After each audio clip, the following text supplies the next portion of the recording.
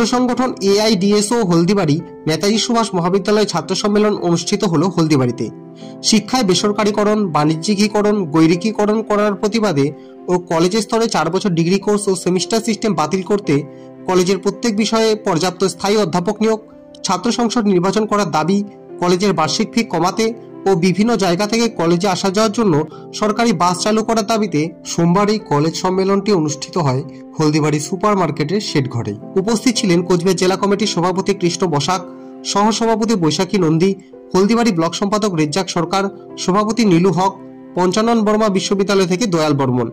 সম্মেলনে নবনির্বাচিত সভাপতি চন্দনা রায় ও সম্পাদক অভিজিৎ রায় সহ 28 জনের কার্যকরী কমিটি গঠিত হয়।